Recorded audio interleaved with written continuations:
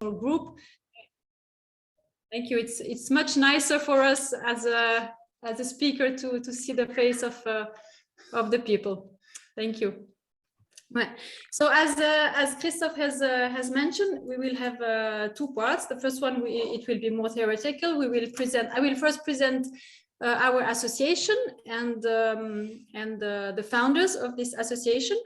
And then we will explain to you what is hypnosis, what is hypnotherapy, how it can, what are the benefits in general, and what are the benefits specifically in the humanitarian field, which is what we are very much interested tonight. And then the third part will be a practical part where you will experience a group hypnosis, and we will teach you as well a self-hypnosis technique that you will be able to use for yourself at home. And please do not hesitate to interrupt us and to ask questions as we go along. We really would like this webinar to be as interactive as possible. So please feel free to ask your questions and as we go along.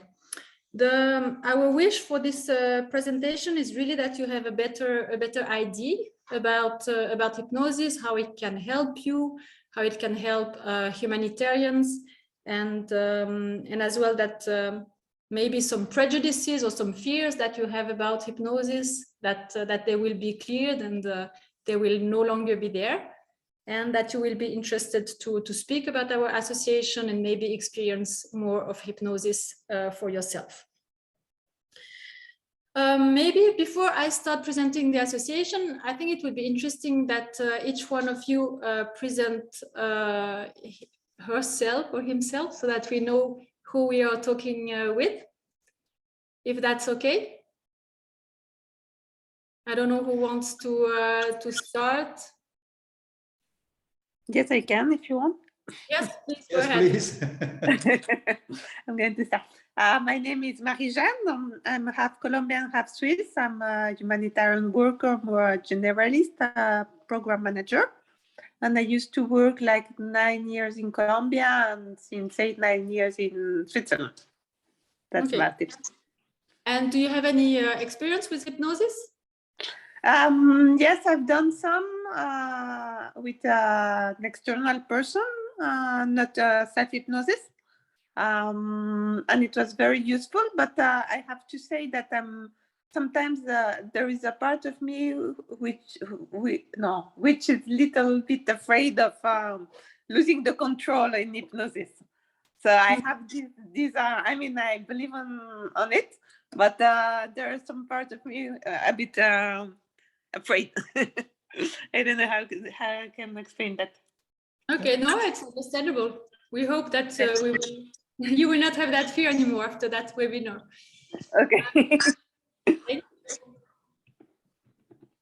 And then, sorry, I don't see the names of the people. So, tu vois, toi, les noms? Nope. No, it's too small. Never mind. Even with that. So a second person who wants to. We can go next. Yeah. Hi, my name is Neela. I'm a psychotherapist by profession, and I've been doing work with MSF for the since 2013. And I've never used hypnosis, but I'm just joining because I'm really interested in the topic. Mm-hmm. Thank you. And I'm Sheila also. I'm sorry, we are a few hours ahead of you, so ignore the background or anything if it gets a bit darker. And I've also worked for MSF, and I'm also here because I'm interested in subject. Mm-hmm. Thank you. Then I just see the name of Milica in Switzerland. Hi, everybody. I have a camera issue, but anyway, I have been working as a humanitarian worker for a bit more than 2 years, first in Sub-Saharan Africa till end of the last year. And now I'm basically back to Switzerland and working from here. And I'm also connected because, well, I'm interested in the subject, but do not have any more experience. Okay, thank you, Milica. Right. Nice to see a young lady with blonde hair. You want to go ahead? Hi, my name is Allison. I'm Canadian, but I've just arrived at my new mission. I'm in Beirut. So if I seem a bit foggy, I have a lot of jet lag, but I'm very interested in the presentation. I have no experience with hypnosis, but I thought it was such an interesting topic. I've been working in the humanitarian field maybe 6 or 7 years, a mix of development and humanitarian. And most of my roles have either been advocacy or gender roles. Yeah, nice to meet you all. Okay, nice to meet you. Thank you. Then, next one. Hi, I can go next. Okay, we are going to. So, my name is Marcela. I'm joining from Czech Republic, where I'm from, and I'm currently on like a long me time. I've been out of work for 6 months, taking a longer break. So I was really excited about hearing this topic. I don't have experience with hypnosis. I've been in humanitarian since maybe 8 years, but coming and going, taking breaks time to time, and mostly generalist position, project program manager of various sector programs in Asia, Africa, Middle East. Yeah. So thanks for doing this and looking forward. Thank you. Thank you very much. Looking forward to. Then next one. Hi, I'm Sabrina. I'm Italian, but I'm currently in Holland. I worked for more than 15 years in the humanitarian sector, and now I'm a life coach, business coach, mental fitness coach. I don't have any kind of experience in hypnosis, and I'm really curious to know more. So thank you. Very good. Then there are two more people to present themselves. Yeah, I can continue. Yeah. Hello, everyone. My name is Janine. I'm based in Germany, where I'm also from. I've been working in the field of humanitarian assistance since about 10 years, but also taking some study breaks. I had been working in places like Myanmar or Sudan. I don't know anything theoretically about hypnosis, but to me it always had a little bit of an esoteric touch. So yeah, I'm really keen on really getting to the ground on hypnosis and really understanding what it is and how I could benefit from it. Thank you very much. Thank you. And then the last one. I guess it's me. My name is Nicole. Hi, everybody. Nice to see you here. I've also been working in the field of humanitarian assistance for almost 20 years. I'm a consultant for humanitarian assistance and organizational development and coach.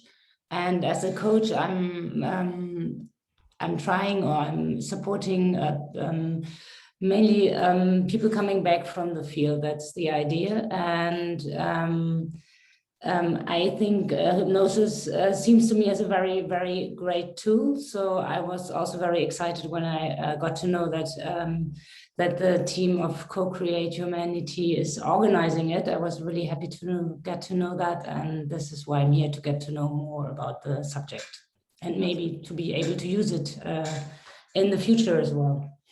Yeah, excellent. Thank you very much for this presentation. So maybe, Lawrence, I just think maybe Seb and myself, we can also quickly introduce ourselves. Yes, sorry. Because we didn't in the beginning. My name is Christoph. I'm one of the co-founders of CoCreate Humanity. I have worked in the humanitarian sector since 1989. And currently I am based in Geneva, well, working from home for the last 2 years, but based in Geneva with the ICRC, organizing field deployments, so a human resources function. And I'm interested in all kinds of healing methods, you know, mainly when it comes to psychosocial well-being, etc. And yes, of course, you know, I've heard of hypnosis before. have never experienced it, and I'd be really interested to know much more about it today. Thank you. Seb. Hello everyone. So yes, I'm Sebastian, one of the three co-founders. I also work in ICRC during 18 years until 2019 before CCH. And honestly, about hypnose, I already have followed the first webinar in French. So I am here to make sure that they will say the same. I don't know. So yeah, I'm really enjoying. That's why I'm here too. Thank you. Thank you. Okay, so I think we'll present ourselves. Alex, sure. We start. Well, I'm the only one here who's not a true humanitarian. As you will see, my two colleagues have a huge background in the humanitarian world. I went through to that first because of my practice. I had several people with severe PTSD, but coming from different worlds, from military, from police, from victims as well, victims of violence. And then I had humanitarians because, of course, I'm based in Geneva. So I was quite sensitive to the fact that humanitarians suffered a vast variety of trauma or stress-related issues, but not really something was really done to take care of them. Then I had the opportunity to do a mission on the field in Greece. I visited several refugee camps in Greece to work with the humanitarians there, specifically with hypnosis, to help them prevent stress-related issues, or for some of them, unfortunately, help them get over it when it was already declared. Starting from that, we had the idea with some other colleagues, hypnosis practitioners here, to do something more of importance to help the humanitarian world. So that's why we set up the association, where we will talk about the association. I'm practicing hypnosis since 4 or 5 years now. Prior to that, I was in the therapy and the coaching business since, what now, 12 years already. Prior to that, I had a master in politics. Then I worked as a manager for several different types of industries, going from the media industry to the finance industry.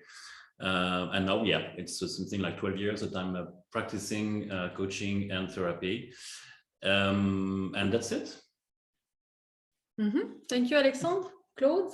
Yeah, hi, my name is Claude Ribaud. I started my humanitarian career in '77 as a social anthropologist, doing field research in post-war Bangladesh. At that time, extremely poor. In the meantime, it has evolved. And based on this experience, I did studies on how to empower women through handicraft production, like this jute instead of plastic. Those who are a little bit older, they know about this activity. And later on, I joined the Swiss Red Cross and was in charge of a few countries like India, Bangladesh, Nepal, later others. And I was there for around, I don't know, maybe 10, 15 years, on the basis of which I then joined for, I made myself independent as an entrepreneur, and I became also a consultant to the German government, the Swiss government, to some church organizations. I was in the Congolese Democratic Republic of Congo. I did a lot of work in peace and sports in the Middle East, Jordan, and so on. And so I have a long experience in that field as a consultant, as a practitioner, and with natural disasters, with human disasters. My worst experience was actually an attempt to help the victims of this gas accident in Bhopal, India, where 10,000 people had been killed and a few other 10,000s have been affected severely. And we tried to help those people. Finally, we had to give up. So I have this kind of experience also. And my first course in hypnosis was provided by myself in '91, while still working with the Swiss Red Cross. And from then onwards, I have been doing a lot of things like with traumatized people, with post-achievement stress people, with plenty of things. My private practice providing a lot of courses also in hypnosis. I'm also a hypnosis instructor, so I know a lot about that. So, but we talk about this later, and I think it's more important that you learn more about hypnosis than about my CV. Yeah. So, which is not that brilliant.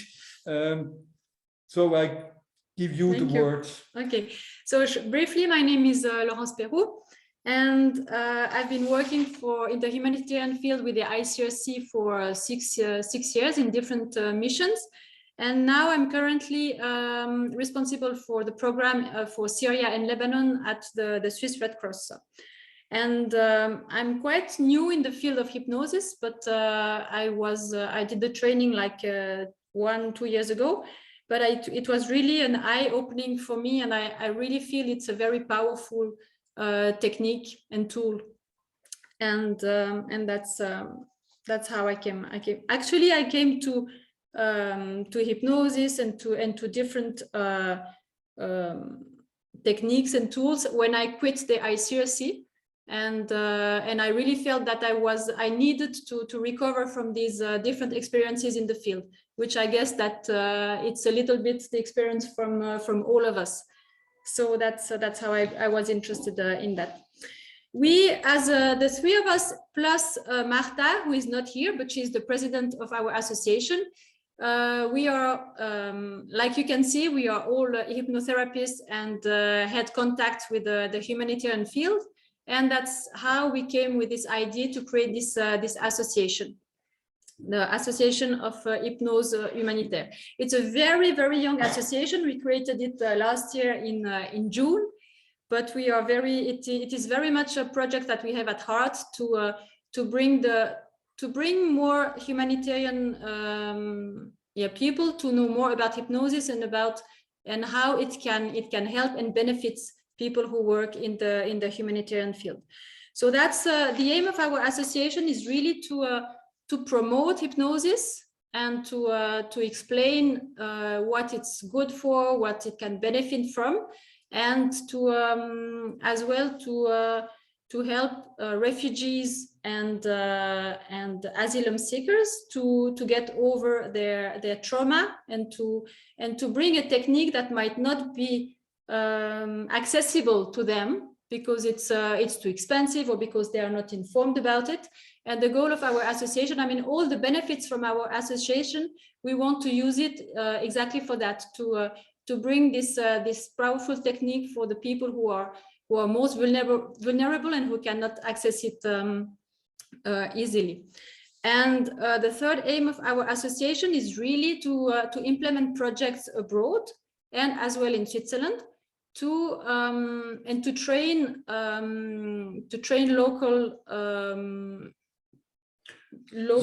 local people to have some kind of first responders, because hypnosis, I mean, the idea, of course, is not to cure people. Hypnosis is a tool that is very effective on a very short period. It's something that can relieve a lot of pain and a lot of troubles. So the idea was to retrain like kind of first responders on the field, that because you can train them quite, it can take quite a week to train them to basic tools, to have an immediate release on the people, an immediate effect on the people, and to help people on the field immediately. So the idea is really to be able to have a kind of a toolbox and to train the maximum people on the field to basically to be there where it's needed. Right. Okay. Thank you for You're welcome. So that's the aims of our association. And the activity, one of the activity that we have done so far in Switzerland is to organize a workshop for a small NGO in Switzerland to help migrant refugees women who are facing post-traumatic stress, and how to help them to manage their emotions and their stress, as well as to help the trainer to have tools as well to manage these emotions and to be working with women refugees who have been experiences trauma in their life abroad. And it was a very successful workshop, and this is something that our association is offering for any NGOs who are working with refugees or with asylum seekers. And this is what we plan to do more in 2022. And in addition to that, and this is what we will be explaining to you more, we are as well offering different services for humanitarians before a field mission, when they are in the field, and upon return. So this is what my colleagues will be telling you more into details. We have a new person who joined. Xaria. Xaria. Ouais, okay. Welcome. Welcome, Xaria. Ouais. We can't see you, but welcome. Yeah. Okay. Did I forget something about the association, or? Well, no. I think you said everything. Yeah, maybe you can. There is the dog. You didn't present the dog. Sorry. You can see it. Oh, sorry. just there. There. Yeah. Actually, the Zoom doesn't work to the extent we have expected it to work. So you have to face the dog also, not only us. But it's not a therapy dog. It's just my dog. Who knows? Not yet. But when you see my dog sleeping or lying down, it has a very soothing effect. He has a zen. Yeah, you zen see how hypnosis attitude. works? Sleep. Works. Okay, so I think now that we know each other better and that we have presented a little bit our association and who we are, I think we can dive into the topic that we are all gathered here tonight to speak about. What is hypnosis and how does it work? So I will let my colleague Claude tell you more about it. So what is hypnosis? Hypnosis has an extremely long history in time. It is 2,000–3,000 years old, but we don't want to repeat that history. I'm always shocked to see the shortest definition of hypnosis, and that's very important to know. I read it out because it's so short. You cannot believe that the definition can be of such a complicated thing can be that short. So hypnosis is the bypass of the critical factor of the conscious mind and the establishment of acceptable selective thinking. So, and that's a definition which has been used quite often by many American organizations, but also it has been used by the American Psychologists Organization. So it's interesting to analyze this definition. So the critical factor of the conscious mind. We all think that we know what the conscious mind is. The conscious mind is our everyday thinking, what we have all the time, our inner dialogue. That's all conscious mind. And that conscious mind has the tendency to occupy our full territory and not let us look at our whole potential, not to let us see the whole of what we are. So we need a kind of trick or method to bypass the control and establish a relationship to a desired state of mind or the desired selective thinking. So it is not something which is undesired. It is not kind of trauma we introduce. It is not a kind of shock or anything. It is a kind of desired state. So that's the professional hypnosis. Of course, you have many factors in life which induce hypnotic states. There is a similarity between traumatic states and hypnotic states. And there is also, as you can, certain anxieties are also some kind of hypnotic states, but they are not induced the way we actually induce. So we have a very clear thing that There's the normal, everyday conscious, and there is what we call the subconscious mind. And we get access to this huge thing called subconscious mind, which is, of course, a metaphor for other parts of the brain. Now, we have been dissatisfied with these discussions about hypnosis. It's not scientific, it's esoteric, it's faking people, it's cheating people, it's seducing people, and all these things. So we have started, and I think it's the most in-depth, most profound project ever done in this field. We have started to make a project called Hypnose Science, which is a joint project by some hypnosis practitioners and the University of Zurich. And we have analyzed some hypnotic inductions and their influence on the state of the brain. So we have analyzed with fMRI. You can imagine how complicated that is and how demanding this is. We have analyzed how does hypnosis, or what we use as hypnosis, influence the flow of the blood in the brain, simply said. That's one study. Second study with the same participants was about how does the chemistry in the brain change due to this hypnosis. That never has been done before, such a study.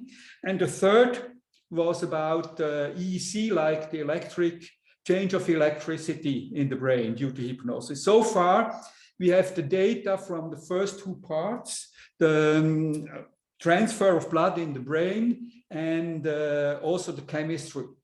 What we can say, and we have, of course, compared hypnotic states with non-hypnotic states. We also have compared two hypnotic states among each other so that we see whether they are similar or different. What we can say now is these states we induce are actually different from normal consciousness. Actually, the scientists who have been hired to do this study, they started with the hypothesis that hypnosis doesn't work. So they had the ambition to kill us and say, okay, hypnosis doesn't work, so we want to prove it. Unfortunately for them, they were, unfortunately for us, of course, they were convinced of the contrary. So we can say that hypnosis is producing very different states in the brain. Very different areas of the brain are actually active and non-active during hypnotic states. It's of course, we still wait for the publication. It takes years to get such publications to some of the best journals. But I can share with you this information. There are different, it's definitely different stage. It's not sleep. So the brain in sleep is absolutely different from the brain in hypnosis. We also know that there is no change in heart patterns.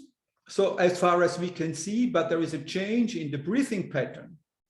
So in some of the states, we had a reduction of the breathing speed down to 1 per minute, which actually made the scientists a bit nervous because they thought that there was a problem with the participant in the scanner. So it was quite interesting to see that breathing pattern went down to such a low level. So what we can say is that I would simply say it that the prefrontal cortex, which is the director of the brain in the sense, goes a bit on holidays. It's not absent, of course, because all the brain parts are all the time present, but it's not so active anymore. So what is happening? There's less activity here in the prefrontal cortex, and there is more activity in the visual part on the backside of the brain. But it is the newest. We cannot at this stage say you can better visualize in hypnosis and things like that, which we as practitioners experience, but from the study, they will not allow us to say this, but I pretend it. And the study supports that. The second thing is that we really can say that it is a different state. Now, having said this, this is basic research, which is of no interest for the practitioner, more or less. Now, for us as a practitioner, we are confronted with people every day who are skeptical of hypnosis, who are who say, well, I don't know if I can be hypnotized, or if it works with me, or if you can actually convince me that it works, or you can break me. I have some guys who come to me, managers. My office is in the center of Zurich, near the Paradeplatz banking area. So I have some people who come in and say, can you break me? Then I said, well, it's not my job to break you. But this just shows that there are a lot of misconceptions about hypnosis. So let me cut a few. The first is that you can be manipulated. Finally, according to our research and the newest brain research, the brain itself is self-referential, so there's much more going on in the brain within yourself than what is coming from the outside. So your brain is taking very well care of the information which is coming in from the outside, and therefore the chance of an external influence to succeed, to convince you, to manipulate you is in general very small. I don't want to bother you with exact data, but it is a very small. And so it is not that it is a very, and by the way, you don't need hypnosis to manipulate people. So it's much more simple. So it is not that you're going to tell us your banking number and your code words and those things in hypnosis. No, there is in general what we see from the people, they're hesitant. They wouldn't give that out. So they don't lose control totally. Even in the deepest hypnotic states, people can, you tell them the house is burning, wake up. And if the house is not burning, they will know that you're cheating them and they are not coming out of the hypnosis. But if it's burning, they are immediately out of hypnosis. So you don't lose your basic instincts in hypnosis. If I can just say something, yeah. Think about that. Your subconscious, basically, its main goal is to protect you, whatever happens. When you put the conscious part a little bit aside, as you said, going on holiday, we have the big boss here, the subconscious. So of course, if something is harmful to you, your subconscious will not allow it. That's why you don't have, I mean, imagine if we could take control of people, we wouldn't be here. We would all be rich. You go to Paradeplatz, you go to bank, they sleep, give me all the money, forget my face. Yeah. And then people will do that? No. If nobody has ever done that, it's because it doesn't work at all. You cannot take control of people. Stage hypnosis, what you can see on television is something different, but Claude will explain that to you. But that's really the thing. Your subconscious is here to take care of you, and we can only work, us as therapists, in conjunction with your subconscious, not as a direct opposition to your subconscious. So I think what are other there are so many misconceptions that this is against religion, that it is bad anyway, that you manipulate people, that you're again going to be kind of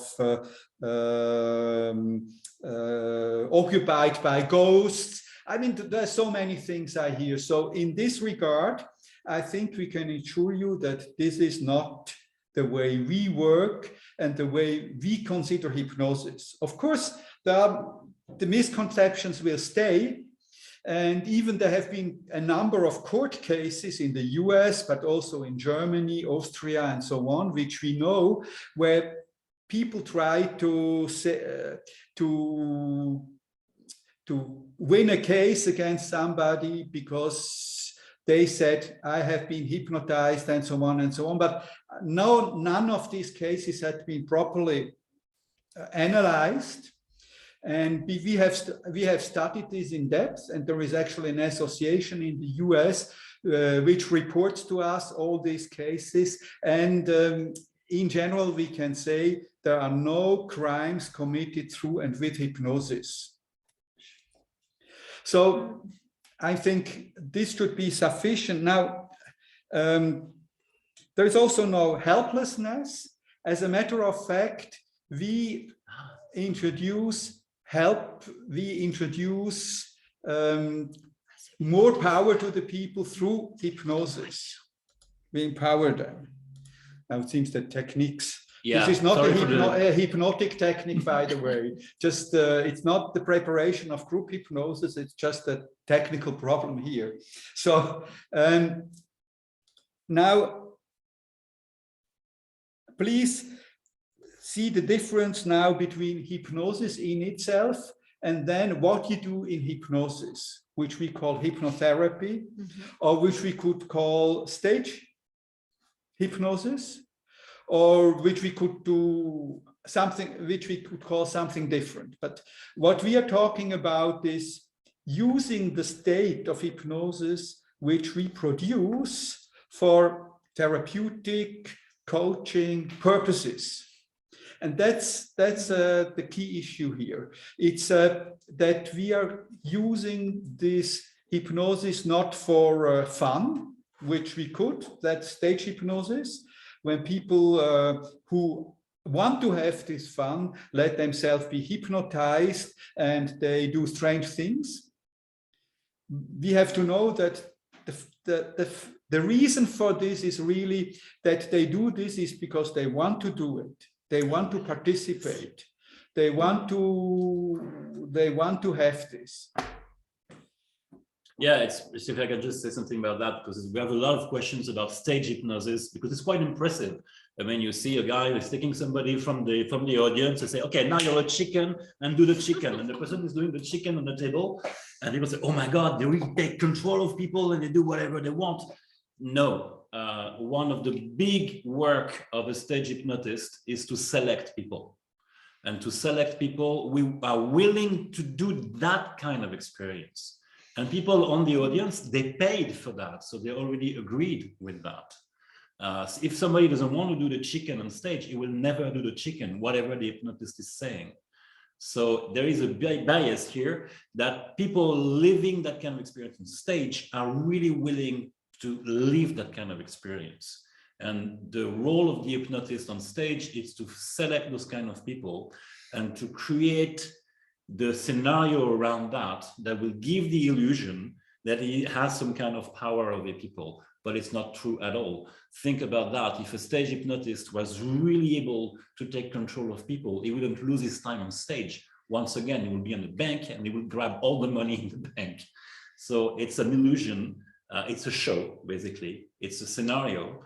You cannot take control of people, even if it's quite impressive when you see that on stage. And the same applies, of course, also for TV, hypnosis on TV. There you have 60 minutes of preparations and 5 minutes of film. So what the most important things that are happening are actually happening before the hypnosis and after the hypnosis, but it's not what you see, because time on TV is precious, so they don't show the preparation, and it's also not so interesting to show. Now, for us, this is not really important. It's just to say there is a difference between stage hypnosis or fun hypnosis, other ways to do hypnosis, and hypnotherapy. I think you had started explaining what is hypnotherapy, so I think No, you go on, and now you come up with the medical hypnosis. No. go ahead No. with the So hypnotherapy. hypnotherapy, so you use hypnosis for a change. You can use it for yourself as a self-hypnosis, but I would say with some more difficult issues to which you have no access, you go and see somebody. Now, why we use hypnosis, for example, against other speech therapy or things like that?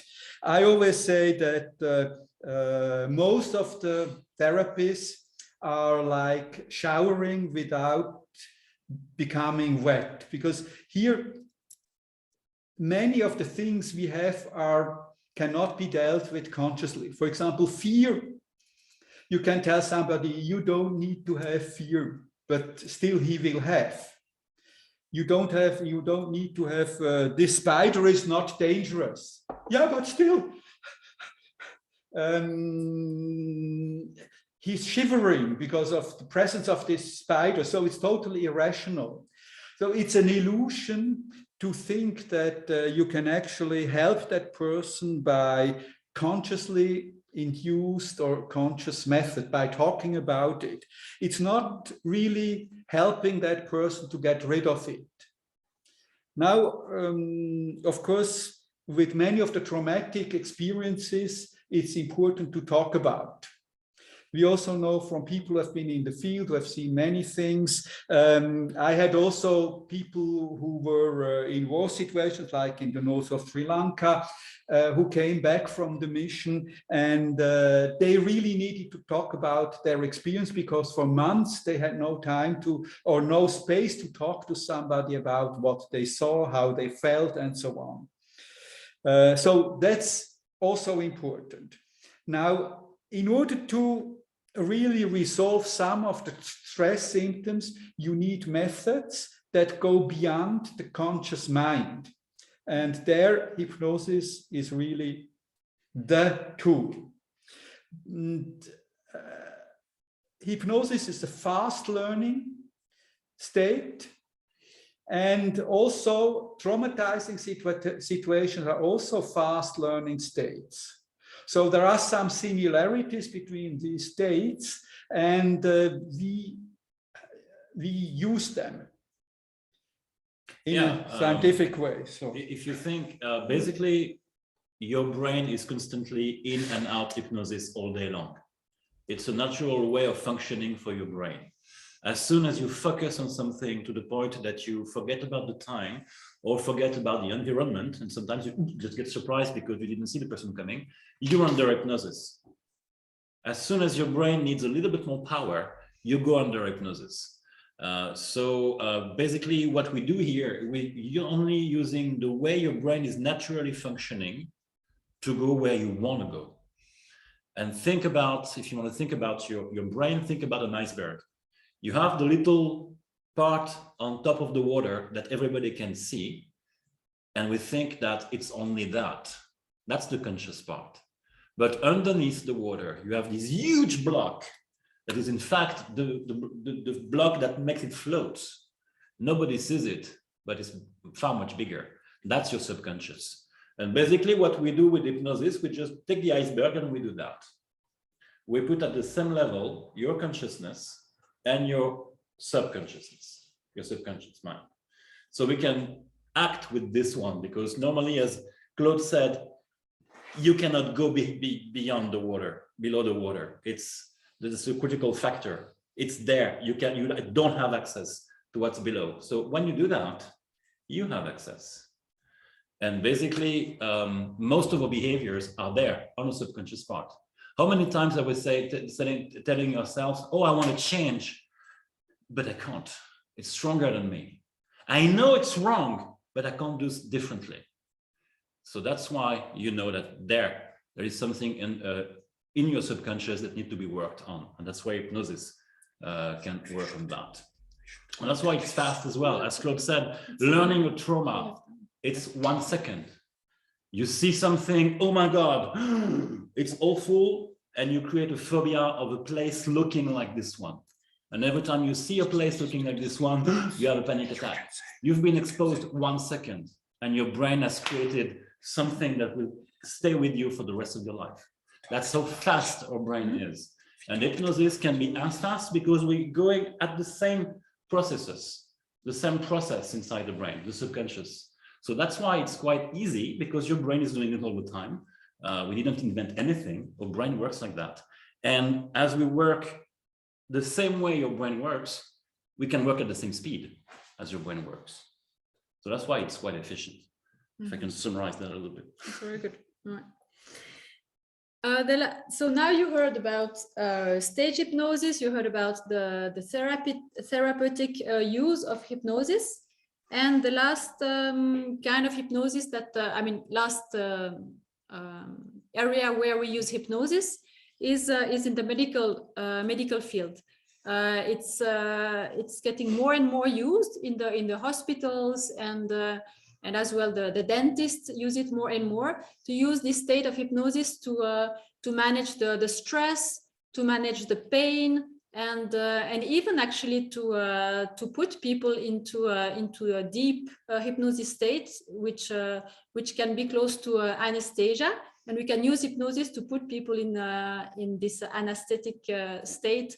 And there are even some minor surgeries that can be practiced under hypnosis for people who have problems like allergies or problems with the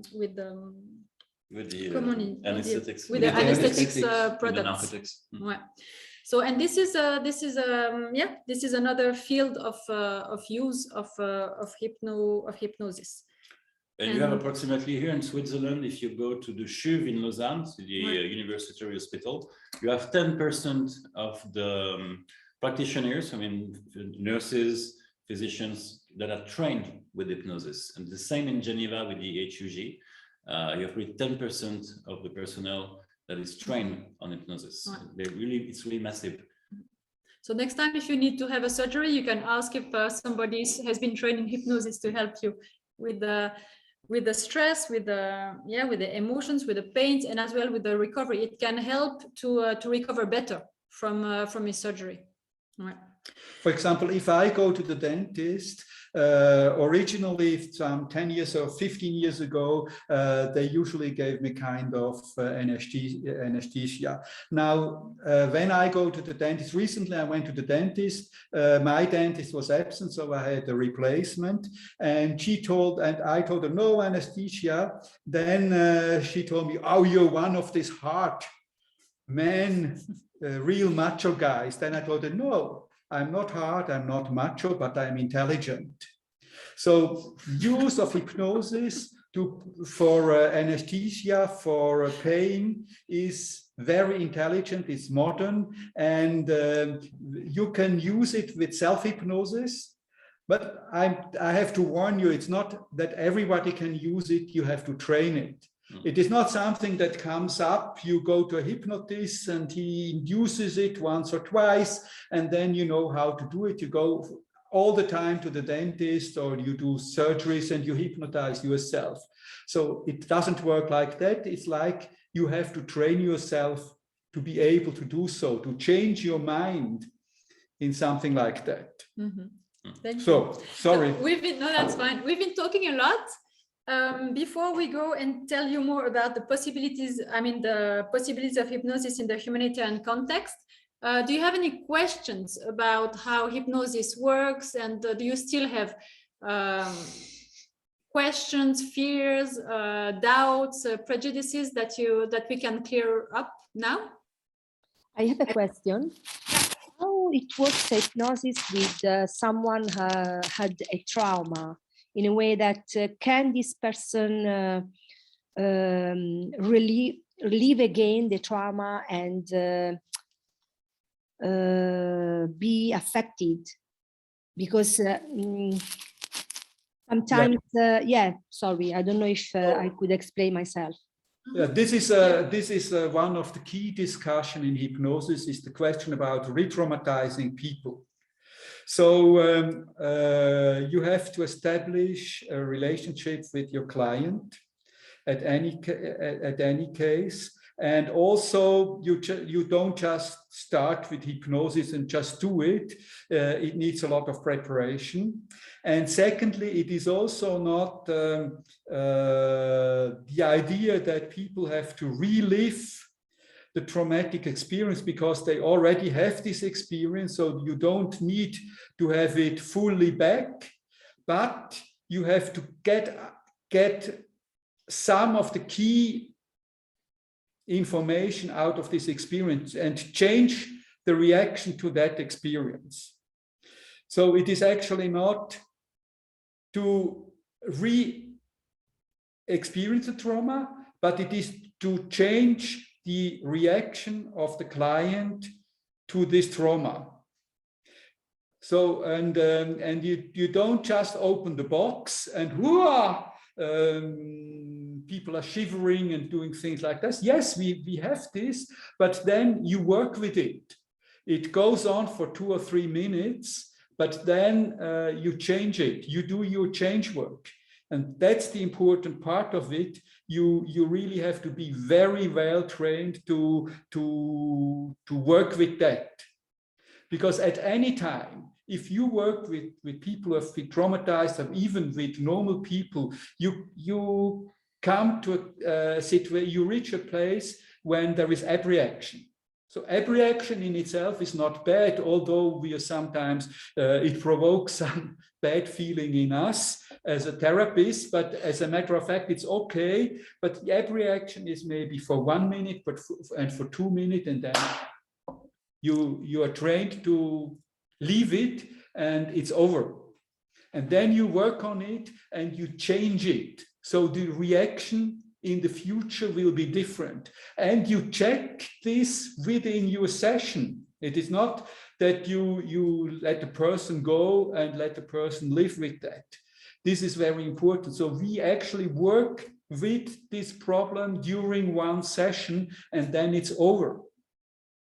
And otherwise, people go home and they still have this problem and they talk about with their neighbor, with their family. They say, well, we did this. And then the whole old bullshit comes back. No, we want to overcome it within the session itself when the abreaction is there. And that's the important part of it. We don't just open a box, but we also close it again in a new way. And if you think of how the brain is functioning again, we know that memorization, for instance, you always remember a fact with an emotion. And the problem is the level of emotion. If the level is 10 on 10, well, my God, I'm thinking about that every day, every night, I have nightmares, it's always there. What if the level is 2 on 10? Yeah, okay, it was awful, but it's okay. So we can work on the emotion that has been memorized with the event, without touching the event. You don't touch the event. The event is there. I mean, it'll always be there. But you touch the reaction. You change the level of emotion that is associated to the event. And that's really something that works fast, really fast. Because to go on 10, your brain needs 2 seconds. So we can adjust that. Not at the same speed, but almost. So it's about not changing events. It's about changing the way you reacted to events. Mm-hmm. Some people see somebody dying and they're okay. It's awful, but they're okay. And some people have the same experience and they're not okay at all. So it's really not about the event by itself, but the reaction that we have to the event that lies. This is where the problem lies. That's what we're working on. Mm-hmm. Maybe there is an important issue which needs to be discussed when people are very open, they talk about everything and they really access these old situations, often from childhood, early childhood, or during war, whenever. They are very vulnerable, and they also vulnerable to follow you in a bad sense. So that they would follow you in the sense that you are able to implant false memory. Mm. So when and that's part of our training, is really to help future therapists to avoid this. It's not very difficult to avoid it, but you have to get trained to avoid it. You need kind of clean language. So you don't say, how did he touch you? You ask, what happened next? And then you don't tell, you don't guide the person to tell something that did not happen. And it's a very important issue, which is not only the issue of hypnosis, but the issue of any therapy. We all know, all those who work with traumatized people, with people, abused kids, and they know the danger of this. That's why hypnosis is not used in court of justice.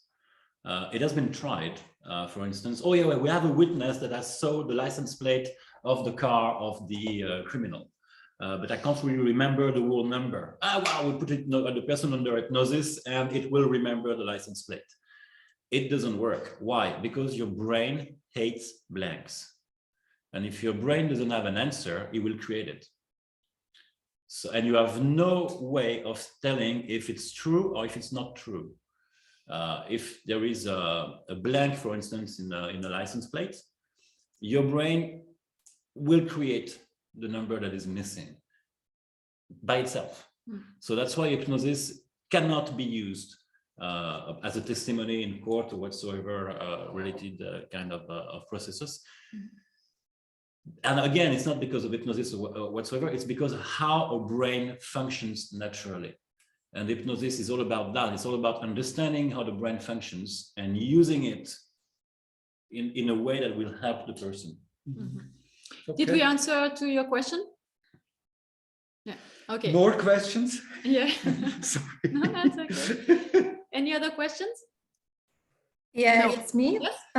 I would have actually two questions. So the first question is I got that it's very relevant for people who had a traumatic event.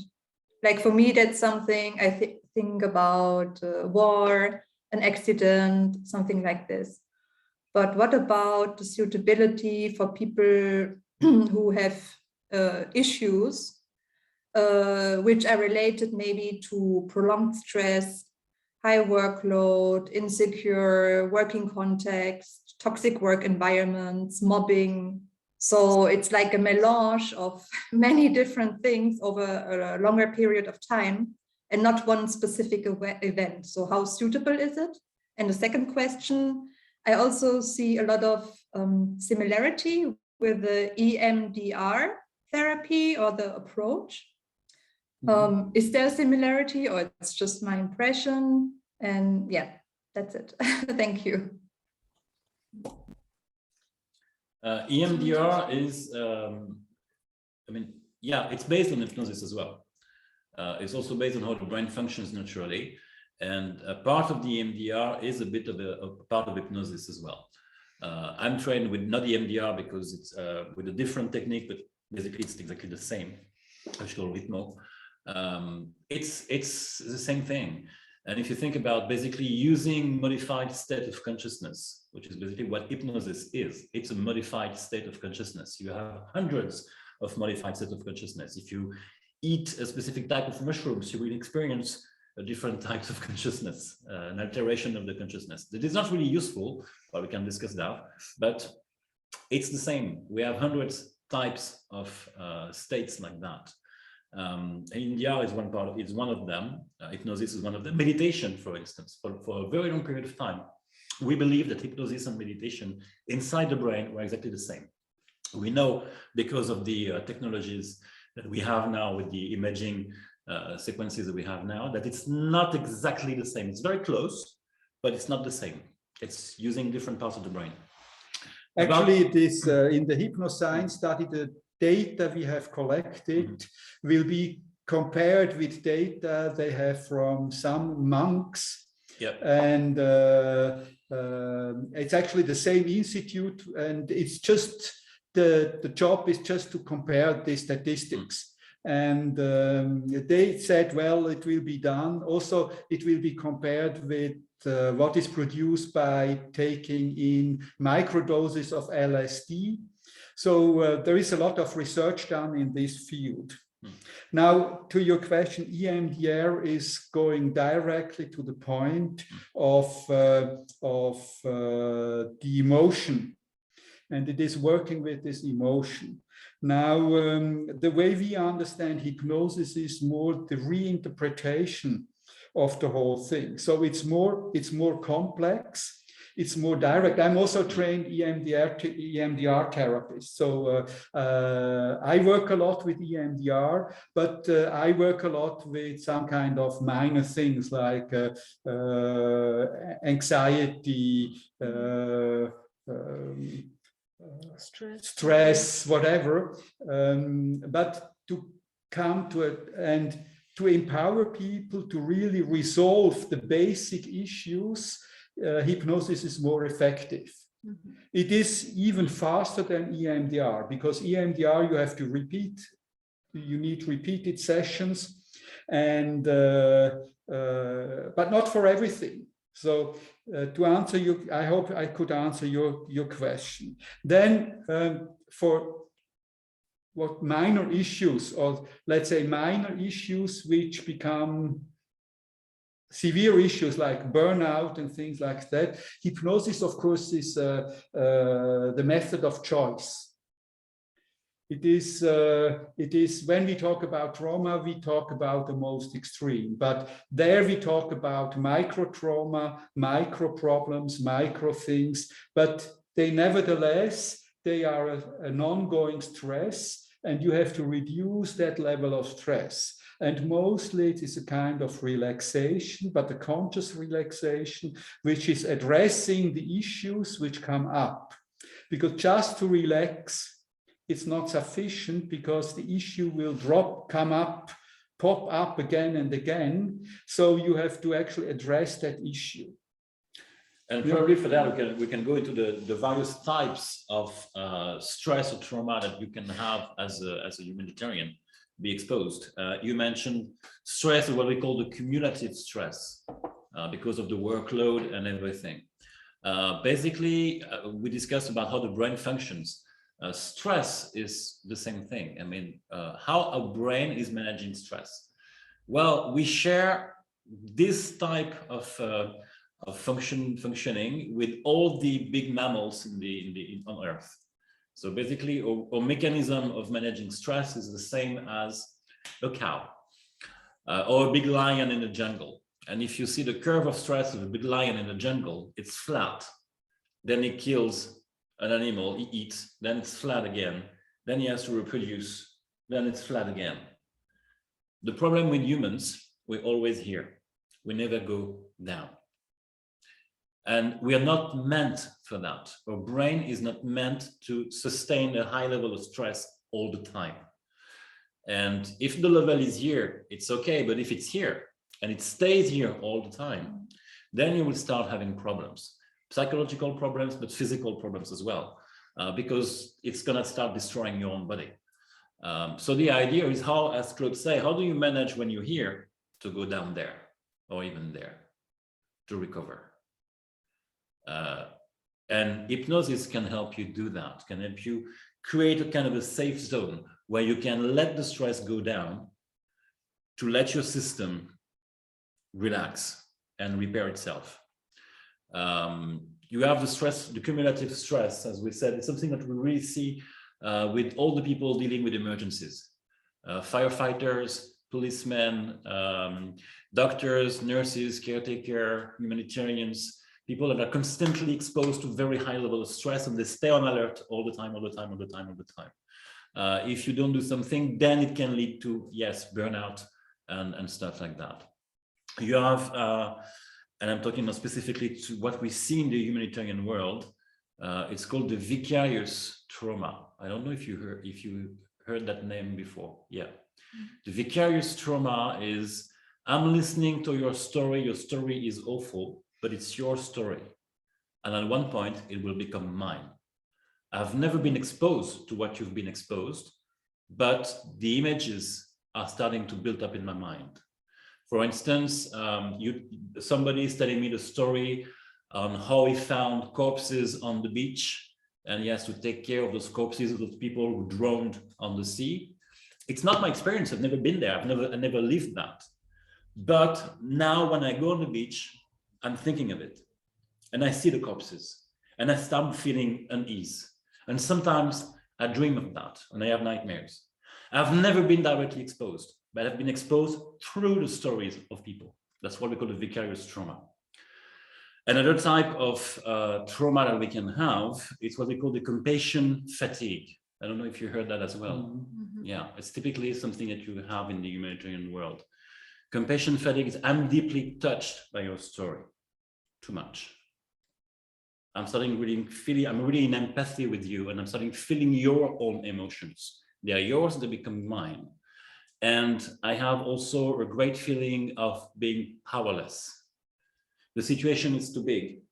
I can address the situation. I can bring solutions there. I can bring enough solutions there. I can help enough people there. I feel useless. It's so overwhelming. The suffering around me is so overwhelming. I am powerless. And then you start suffering a lot. And of course, the last one is the post-traumatic stress disorder. It's something that happens when you're exposed normally to a situation that is really like creating a shock on you. The problem with that, you can never say when it will come. You can be exposed 10 times, 20 times, 30 times to the same type of event, and you cope, and suddenly you cannot cope anymore. It's for instance, I was talking about people drawing on the sea, and you take them out, and okay, you take care of that, and suddenly you can't anymore. This one is the one too many. I have one person right now at my practice who's suffering from that. He's a cop, basically, he's a police officer. And he went one day on a suicide. He did that, he has 20 years of experience within the police department. He did that all his career. But suddenly this one, and I don't know why, he couldn't anymore. The one too many. And you can never predict when will be the one too many. It can be the first one, it can be after 10 years or 20 years. So post-traumatic stress disorder, basically, you have a very painful event. It's okay that you think about it 2, 3, 4 days, a week after. But when it starts after several months to be there still in your mind, it's waking up during the night, you have nightmares, you start feeling very unease. You constantly on alert because, I'm here in Geneva, but I hear a car and it reminds me of the sound of the bomb when I was on the field. Then you have PTSD. And I have one of the first PTSD I worked with was a military guy, special forces, 15 years out of the army, he was now in the civil world since 15 years. And he woke up one day strangling his wife on the bed. Why? He had a nightmare. He was at war. He was fighting. Then suddenly he felt somebody close to him, enemy. I jumped, I strangled. He woke up, it was his wife. So of course you cannot stay like that very long. But it can go up to that stage if you don't cure it, if you don't help it. And of course with hypnosis, we can work on that. As I said, we can work on the emotional part of the memory. What I do with people, for instance, who've been on the field, who've learned skills on the field that were very useful, how to survive when you're in a war environment, for instance. It's very helpful on the field. When you're not on the field, in your brain, you put that on one little part and it stays there. And then you have a normal life. If this part is there all the time, well, you're at war all the time, but it's not war here. So there are several types of approaches that you can have dealing with that kind of problems. Of course, you can lower the emotion. You can do the reinterpretation of the whole event. You can separate things. Okay, this is the type of behavior. When you're on the field, it's helpful. You keep there for the day you're on the field. When you're not on the field, you do something else. I had one physician, humanitarian, doing some humanitarian work, and she went to my practice once saying, I cannot sleep. I sleep, but I wake up 3 or 4 times during the night, and I don't know why. I have no images, I just wake up. No special thoughts, I just wake up. And she was a physician, so she could take some drugs. She said, I don't want to take drugs, I just want that, get rid of that. and she had no clue why she woke up at night. And under hypnosis, she realized that several times on the field during the night, somebody came inside her tent, said, hey, you got 5 minutes, it's fighting outside, you can hear the gunshots, we have to evacuate. And she created a part in her mind that say, at night, not safe, you have to be alert and be ready to move. And that part was active all the time, even when she was not on the field. So basically what I did with hypnosis is, okay, potentially you keep that when you're on the field, but when you're here and it's safe, you don't need that part. So the warning, the alarm system, you can switch it off, it's fine. And since that, she's sleeping well. That's one example amongst many. Thank you. The last thing that we want to present you before we go for a short break and before we do the practical part is to tell you about the possibilities of hypnosis before a field mission, in the field, and upon return. Yep. It's okay? Yep. You can do it? Sure. No problem. You can see hypnosis as a toolbox that will also help you prevent stress-related issues. What if I can, for instance, do have a little ritual that I do at the end of the day? Say, okay, and this is honestly what we therapists we have to do to keep the stories in our practice and not bring them at home. Say, okay, there is something that I can do. Say, okay, everything that I saw today stays there. Now it's a different story. It's one example amongst many. You have plenty of tools like this that can be used as a daily routine to prevent you from stress-related issues or from traumatic issues. When you're on the field, and it's something that I've learned that the military do, especially special forces, they use techniques like hypnosis. I mean, it's not called hypnosis with them but it's basically the same techniques to manage the stress during the event. Okay, now I'm exposed. Now I have to be at 100% of my skills, but managing my emotions at the same time and not going back home with all the bad images that I can perceive.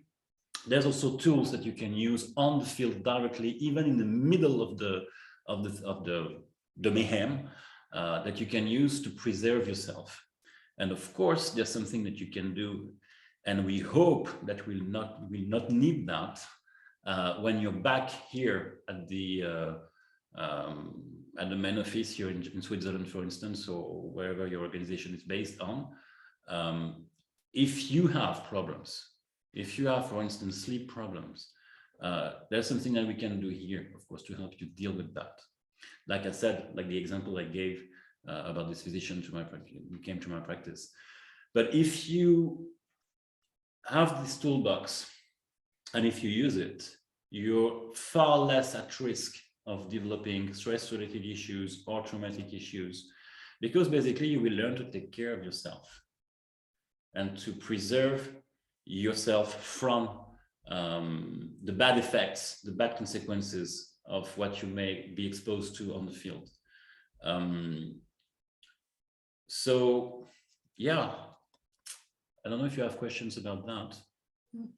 And if I may add, this is what Alexandre has been explaining, what the toolbox of these hypnotic tools, that is something that our association is looking at bringing to the different organizations, NGOs, humanitarians who are interested in having in being taught this toolbox, how to use these techniques exactly like Alexandre said, to prevent the stress, to manage the stress, to prevent a post-traumatic disorder when you are seeing traumatic events in the field, and as well upon return. So this is something that our association is providing as services, and you can go on our website and you can contact us anytime if there is some interest on an individual level or on your organizational level. And as I mentioned before, this is a service that is not for free, obviously, but the benefit from this service is then used to bring this hypnotherapy technique to some underprivileged people like refugees in Switzerland or abroad, who could then benefit from this technique to manage their trauma and live a better life. So any questions first? Maybe? Yeah, on this last part, yeah, we have go on a short break. Well, About yes, go ahead. Yeah, indeed. Regarding this toolbox, the toolbox could be actually used by everyone, or it would be a toolbox that you would then deliver to the field. And Oh, it's at the various levels. One is the toolbox in principle can be used by everyone who is trained to use it. So our aim is, of course, not to have more work, because we have already sufficient work to do. So we want people to be empowered to use these effective tools. So our main aim is to build competence in people, capacities in people to manage this by themselves. So on a simple level, you would see kind of what we could first aid toolbox. Another thing is a toolbox which is what you could call preventative toolbox, which is things that you take with you once you go out, once you go into a situation, which is a kind of self-management, self-hygiene tool. The third thing, and that's then more going towards a more therapeutic level, we would also build therapists who actually are already there, either from scratch or who are already working in this context in one way or another.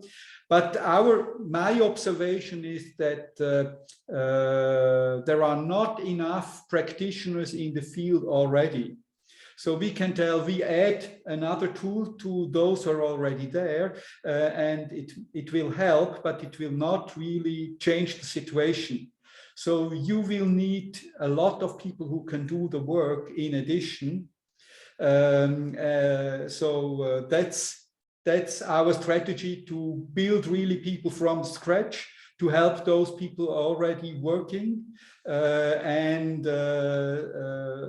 and also to build whole organizations if they want to have it. For example, I just got a call from Bangladesh in terms of they have huge mindset problems or mental health problems in terms with their Rohingya refugees in the south.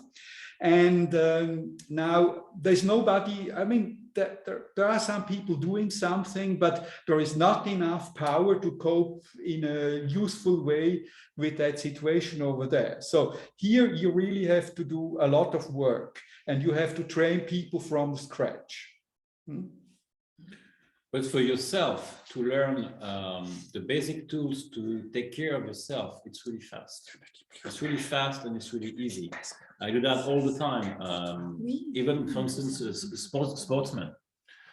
If you do a sport, if you do competition, you need to manage your mind, you need to manage your level of stress, you need to manage your focus. It's useless if I have to be there all the time when they perform. My God, it's a full-time job. No, I'm teaching them that. So, okay, you have a competition. This is what you do. You put yourself into that state. What do you need? I need focus. I need to forget about the audience. I need to forget about the camera. I need to forget about the pressure I have to do the gold medal whatsoever. I need to focus on my gesture, my perfect timing, and they do that by themselves. And the more you train, it takes only a few seconds after that. When you really trained, when you really on a daily basis, you train yourself. We don't have the time, but I could tell you countless stories about that and how you can optimize just on a technical level, optimize a gesture with hypnosis just before a competition, for instance. It's something that is really, really, if you have to do a speech in public, very helpful. A lot of comedians or actors are using that as well to manage the stress and to be present in the moment and to activate all the resources they need on that moment. And it's really, that is really easy to learn.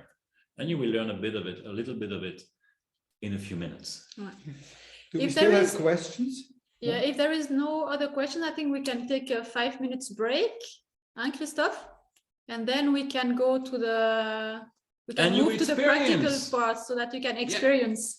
One